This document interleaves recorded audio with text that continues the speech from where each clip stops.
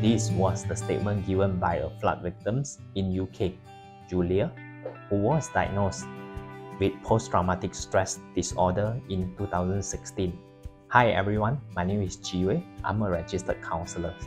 Today, I'm going to share about the psychological impact on flood victims. I believe most of us still remember the floods which happens in December 2021 to early 2022, affected 8 states across the peninsula, including Selangor and several districts in Pahang, Melanda and Negeri Sembilan. It was Malaysia's worst floodings after so many years, and it affected about 100 over thousands of people overall, displaced thousands of people from their home, damaged property, vehicles, and it took life. All this can have deep impact on the victims, mentally and emotionally.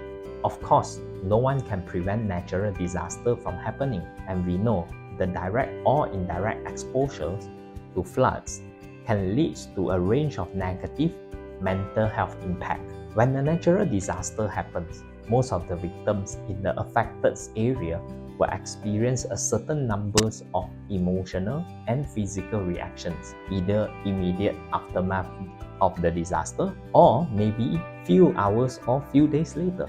Psychologically, the flood victims might feel confused. They don't know what's happened next. They don't know what to do next. They might be very hyper-vigilant and suspicious and overly careful on the things that happens around them. They might have some disturbing image that they have in their mind. They might have flashback. They might have nightmare. They might blame others people. They might loss of concentrations and memories, hard in decisions making or problem solving, lesser or overly sensitive on the surrounding areas, and so on.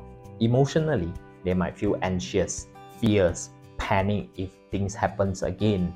They might have sad feelings on the loss. They might feel stressed. They might feel depressed. And some of them easily get shocked on even those like small things in surrounding. And some of them easily get angry. Some of them might overly emotional, or some of them even emotionally numbness. If these symptoms occur immediate aftermath of the disaster, or maybe few hours or few days later, we could categorize this as acute stress disorder, which usually only short terms, which means it will fade off after a few days.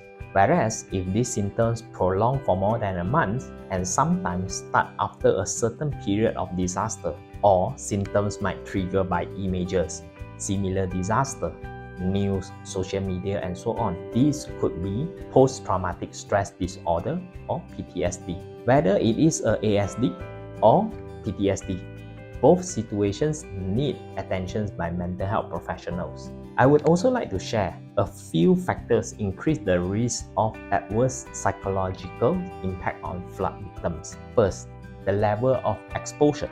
Flood victims who experience greater damage, financial losses, employment issues after the disaster will have higher incidence of psychological impact. Secondly, those who have lack of social support. Social support is important after a disaster happens. It appears to be protective against several severe psychological issues after the floods. The third, their current mental health conditions.